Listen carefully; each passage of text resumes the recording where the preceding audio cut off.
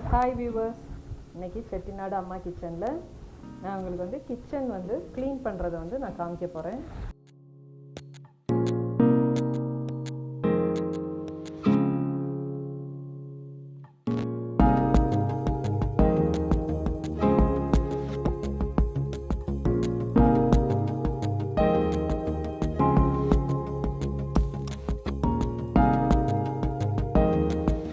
பாத்திரத்தெல்லாம் கழுவிட்டு நம்ம வந்து அடுப்பு க்ளீன் பண்ணோம்னா அப்போ தான் ஃப்ரீயாக இருக்கும் நமக்கு துடைக்கிறதுக்கு.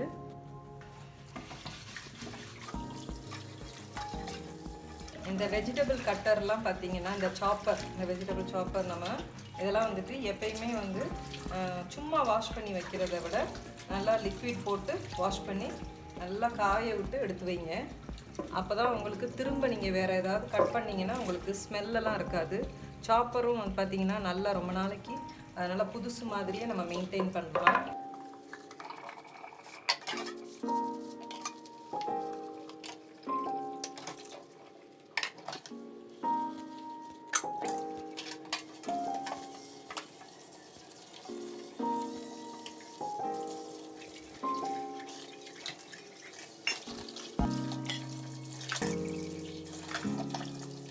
A few moments later. இப்போ நம்ம அடுப்போட ஸ்டாண்டை ஃபஸ்ட்டு நம்ம வந்து ஊற வச்சிடலாம். அப்புறம் நம்ம இதை க்ளீன் பண்ணால் நமக்கு ஈஸியாக இருக்கும். ஸோ நான் எப்படி செய்வேங்கிறத நான் உங்களுக்கு காமிக்கிறேன். ஸோ நீங்களும் அதே மாதிரி உங்கள் வீட்டில் இது யூஸ்ஃபுல்லாக இருந்துச்சுன்னா இது மாதிரி நீங்களும் செஞ்சு பாருங்கள். ஸோ நான் நார்மலாக வந்துட்டு டெய்லி எப்போ சமைக்கிறோமோ அப்பப்போ அதெல்லாம் வந்து நம்ம க்ளீன் பண்ணி நான் வச்சுருவேன். ஸோ இன்றைக்கி பார்த்தீங்கன்னா இப்போ காலையிலேருந்து சமைச்சிருக்கோம்.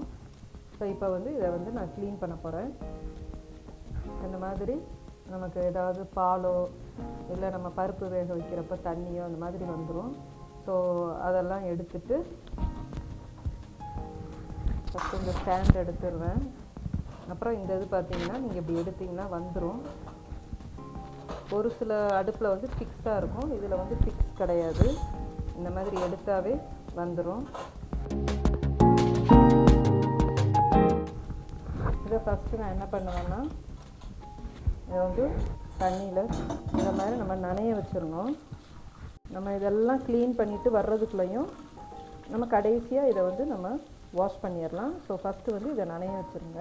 இப்போ ஒரு டிஷ்யூ எடுத்துக்கோங்க. எப்பயுமே நீங்கள் சமைச்சோன்னா துணி போட்டு துடைக்க வேணாம். இந்த மாதிரி ஃபஸ்ட்டு வந்து ஒரு டிஷ்யூ வச்சு நீங்கள் இந்த அடுப்பை வந்து இப்படி நல்லா துடைச்சிருங்க. இது எதுக்காகனாக்கா ஆயிலெலாம் இருக்கும்ல, அதெல்லாம் வந்துட்டு மேலோட்டமாக அப்படி வந்துடும். நமக்கு டிஷ்யூவில் நல்லா எடுத்துடலாம்.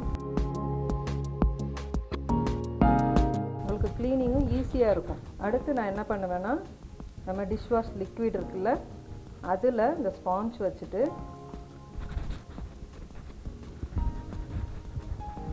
இந்த மாதிரி அப்ளை பண்ணி விடுவேன்.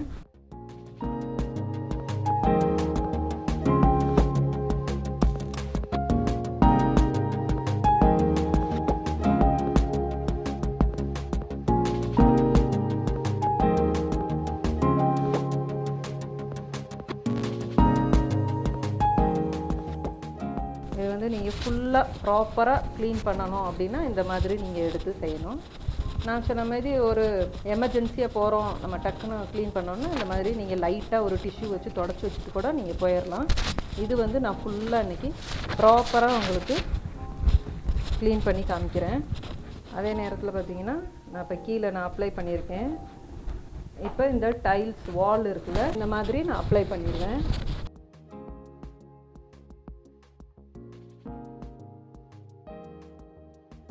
இப்போ நம்ம வால்லாம் அப்ளை பண்ணியாச்சு. இப்போ நான் என்ன பண்ணுவேன்னா, ஒரு ஈரம் இல்லாத ஒரு டவல் எடுத்து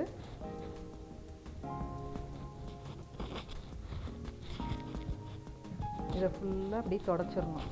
நீங்கள் ஈரத்தோடு துடைக்கிறப்ப ரொம்ப அந்த இடமே வந்து உங்களுக்கு தனியாக மாறிடும்.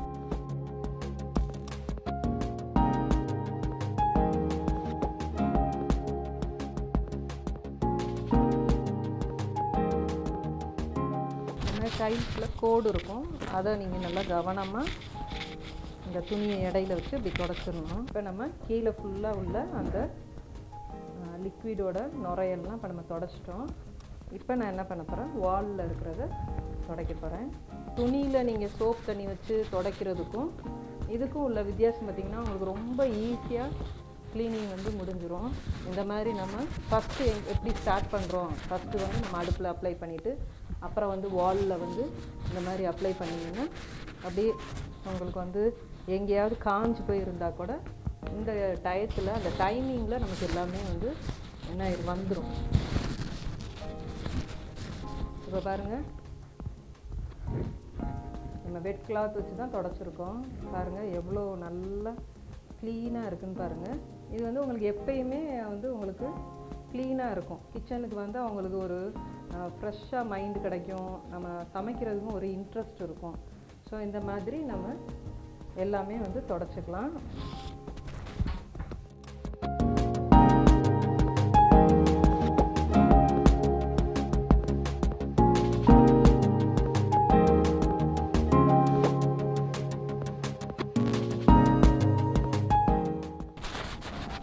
கேப்லாம் பார்த்தீங்கன்னா உங்களுக்கு எவ்வளோ நாளானாலும் அப்படியே புதுசு மாதிரியே இருக்கும். பார்த்தீங்கன்னா நல்லா புதுசு மாதிரி இருக்கும். ஸோ எப்பயுமே உங்களுக்கு ஒரு நம்ம லேடிஸ் வந்து எப்பயுமே வந்து கிச்சனுக்கு வந்தால் நல்லா ஒரு மைண்ட் ரிலாக்ஸாக இருந்தால் தான் நம்மளால் வந்து சமைக்கிறதுக்கு ஒரு இன்ட்ரெஸ்ட் இருக்கும். ஸோ அதனால் நீங்கள் என்ன எவ்வளோ அவசரமாக இருந்தாலும் அந்த எப்படி நம்ம கடைசி டிஷ் வந்து இறக்கி வைக்கிறதுக்கு முன்னாடி கொஞ்சம் கேப் இருக்கும். ஸோ அந்த டயத்தில் டக்குன்னு உங்களுடைய கிச்சன் டாப்பை மட்டும் நீங்கள் வந்து தொடச்சி வச்சுட்டு போயிட்டீங்கன்னா மற்ற காரியங்களை நம்ம வந்து பார்த்துக்கலாம். இப்போ இந்த மாதிரி ஒரு காட்டன் கிளாத் எடுத்துக்கோங்க. இப்போ நான் நனைச்சிருக்கிறேன், நல்லா தண்ணி புழிஞ்சிருங்க. இப்போ நீங்கள் இதில் வந்து தொடங்க.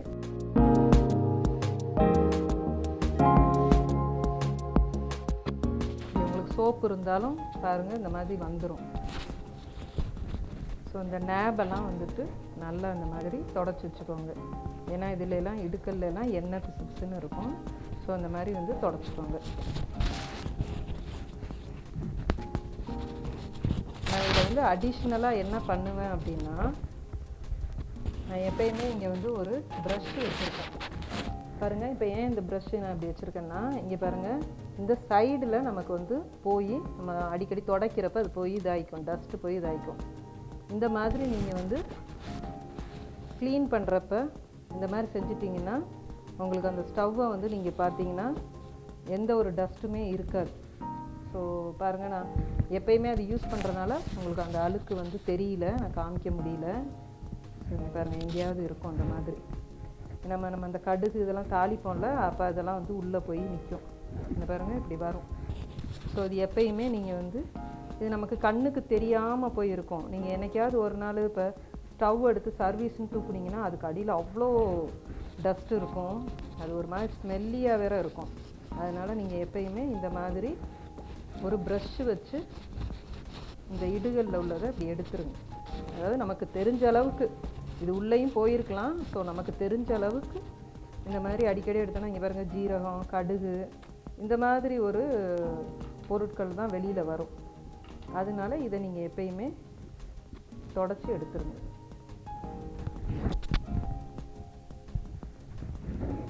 இது நான் யூஸ் பண்ணுவேன் இந்த மாதிரி ப்ரஷ்ஷு. அதே மாதிரி இந்த டைல்ஸுக்கு இடையில ஸோ இது வந்து நீங்கள் இந்த மாதிரி செஞ்சுக்கணும். அப்போ உங்களுக்கு அந்த டைல்ஸ்க்கு இடையிலலாம் பார்த்தீங்கன்னாக்க தண்ணி தங்கி தங்கி ஒரு மாதிரி கருப்பாலாம் இருக்காது.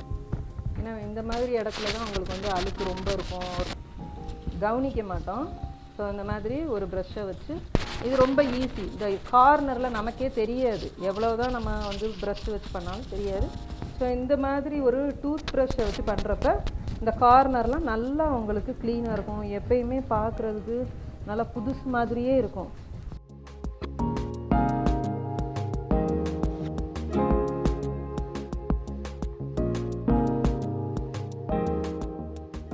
இந்த கிச்சன் நான் காமிக்கிறேன்னா இது எத்தனை வருஷம் நான் பயன்படுத்துகிறேன்னா 5 வருஷமாக இந்த வீட்டில் நான் இருக்கேன். 5 வருஷமாக இது இந்த இடத்துல நான் பயன்படுத்திகிட்டு இருக்கேன் இந்த கிச்சனு.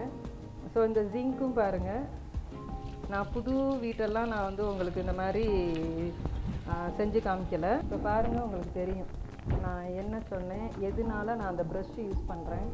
ஸோ எவ்வளோ க்ளீனாக உங்களுக்கு அந்த இடம் கிடைக்கிதுன்னு பாருங்கள். இப்போ இதை நம்ம வாஷ் பண்ணி வச்சிடலாம். நீங்கள் ரெகுலராக இதை வாஷ் பண்ணுறப்ப இதில் உங்களுக்கு வந்து பெருசாக அழுக்கெல்லாம் இருக்காது.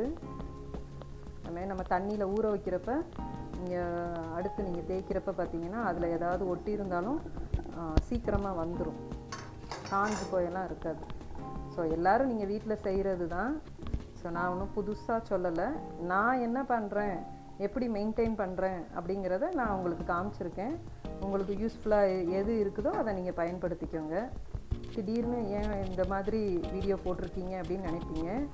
என்னென்னா என்னோடய ஃப்ரெண்ட்ஸும் சரி, என்னோடய சிஸ்டர்ஸும் சரி சொல்லுவாங்க, இது பார்த்தா இவ்வளோ நாள் யூஸ் பண்ணுற கிச்சன் மாதிரியே இல்லை, ரொம்ப நல்லா மெயின்டைன் பண்ணுறல. ஸோ இது மாதிரி சின்ன சின்ன இது போட்டாக்க புதுசாக வியூவர்ஸ் யாரும் பார்க்குறவங்க இருப்பாங்க. அந்த மாதிரி உள்ளவங்களுக்கெல்லாம் அதுமாதிரி யங் ஜென்ரேஷன், நியூ கப்புள்ஸ், அந்த மாதிரி லைஃப் அவங்க புதுசாக இப்போ சமையல் இதில் ஸ்டார்ட் பண்ணுறவங்க யாராவது பிள்ளைங்க பார்த்தாங்கன்னாக்கா அவங்களுக்கு யூஸ்ஃபுல்லாக இருக்கும்ல அப்படின்னு சொல்லுவாங்க. அதாவது எல்லாத்தையும் ஒரே இதில் செய்யணும் அப்படின்னு நினச்சிங்கன்னா உங்களால் செய்ய முடியாது. நீங்கள் என்ன செஞ்சிட்ருக்கிறீங்களோ அது கூடவே சின்ன சின்ன க்ளீனிங்கும் சரி, ஏன்னா ஒரு ஒரு பொருட்களை மாற்றி வைக்கிறது, அந்த மாதிரி விஷயங்கள்லாம் நான் வந்து பருப்பெல்லாம் தீர்ந்து போச்சுன்னா உடனே அந்த பாட்டிலில் வந்து கழுவ போட்டுருவேன்.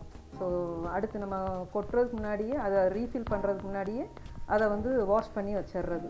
ஸோ அந்த மாதிரி இதுக்காக தனியாக ஒரு நாள் க்ளீனிங் அப்படின்னு எடுக்காமல் இந்த மாதிரி நீங்கள் ரொட்டீனாக நம்ம செஞ்சிட்டோம்னா உங்களுக்கு வந்து அந்த வேலை செய்கிறோம், பெருசாக அது பண்ணுறோம் அப்படின்னு உங்களுக்கு ஒரு மலைப்பாக இருக்காது. நீங்கள் எப்பயுமே இந்த மாதிரி க்ளீன் பண்ணிக்கிறீங்கன்னா ரொம்ப பாருங்கள், உங்களுக்கு அந்த கரையெல்லாம் ரொம்ப இருக்காது, துருலாம் இருக்காது. நீங்கள் உட்காந்து ரொம்ப ஸ்ட்ரெயின் பண்ணிலாம் நீங்கள் கழுவ வேணாம். ஸோ அந்த மாதிரி உங்களுக்கு ஈஸியாக இருக்கும். நாள் பட போயிட்டால் தான் அது வந்து ரொம்ப உங்களுக்கு கழுவுறதுக்கு கஷ்டமாக இருக்கும்.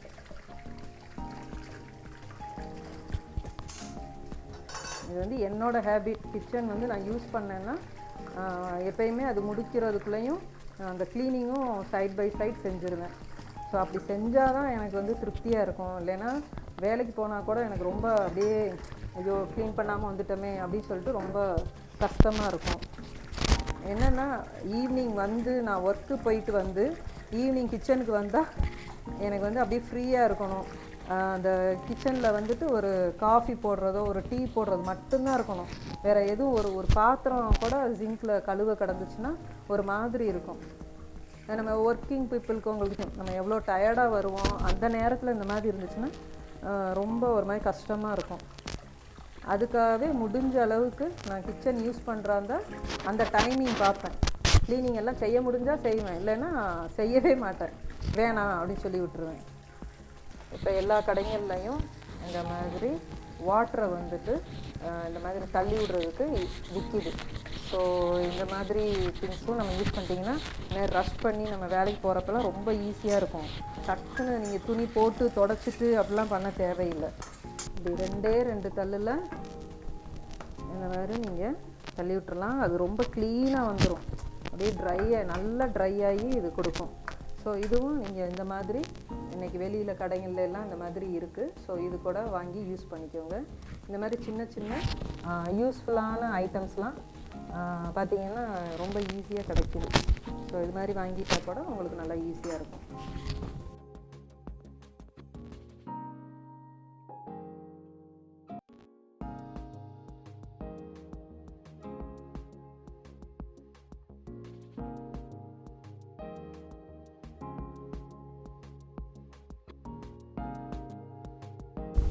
அதே மாதிரி பார்த்திங்கன்னா நான் மிக்ஸி கிரைண்டர்லாம் பக்கத்தில் தான் வச்சுருப்பேன். ஸோ நமக்கு இதுதான் ஸ்பேஸ், அதனால் இங்கே தான் வைக்க முடியும். ஸோ இந்த மாதிரி வச்சுருக்கிறப்ப இங்கே பாருங்கள், இடிக்கல் கூட நான் என்ன பண்ணுவேன்னா ஒரு சின்ன ஒரு டவலை போட்டு மூடி வச்சுருவேன். என்னென்னா எண்ணெய் பக்கத்தில் நம்ம சமைக்கிறதுனால எண்ணெய் தெரிக்கும், அதனால் இந்த மாதிரி வச்சுருவேன். மிக்ஸியும் அதே மாதிரி தான் ஒரு டவல் போட்டு மூடி வச்சுருவேன். இதை வீக்லி ஒன்ஸ் நீங்கள் இந்த டவலை எடுத்து நீங்கள் வாஷ் பண்ண போட்டுட்டிங்கன்னா போதும், அவ்வளோதான். ஸோ இந்த மாதிரி சின்ன சின்ன டிப்ஸ் வந்து உங்களுக்கு யூஸ்ஃபுல்லாக இருக்கும்னு நினைக்கிறேன். பாருங்கள் இப்போ நம்ம எப்படி க்ளீன் பண்ணியிருக்கிறோன்னு.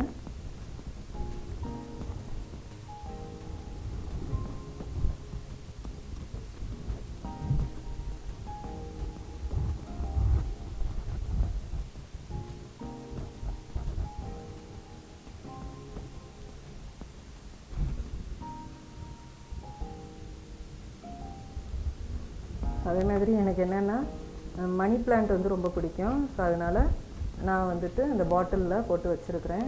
ஸோ நம்ம பக்கத்துலேயே ஒரு மாதிரி க்ரீனிஷாக வச்சுட்டோன்னா நமக்கு பார்க்க நம்ம கண்ணுக்கும் நல்லாயிருக்கும், மைண்டுக்கும் ஒரு ஃப்ரெஷ்ஷாக இருக்கும். பாருங்கள், இப்போ வால்லாம் நல்லா க்ளீனாக தொடச்சி வச்சு அந்த கோடுலெல்லாம் பாருங்கள் கருப்பாலாம் இருக்காது. ஸோ இந்த மாதிரி எப்பயுமே க்ளீனாக வச்சிட்டோன்னா நமக்கு நல்லாயிருக்கும். ஸோ இதெல்லாம் நான் வந்து இன்னொரு நாளைக்கு நான் உங்களுக்கு எப்படி ஆர்கனைஸ் பண்ணி வச்சுருக்கிறேன் அப்படின்னு சொல்லிட்டு இன்னொரு நாள் உங்களுக்கு காமிக்கிறேன். ஓகே வியூவர்ஸ், எனக்கு தெரிஞ்ச அளவுக்கு நான் வந்து என்னோடய கிச்சனை நான் எப்படி மெயின்டைன் பண்ணுறேனோ அதை வந்து நான் உங்கள்கிட்ட ஷேர் பண்ணியிருக்கிறேன்.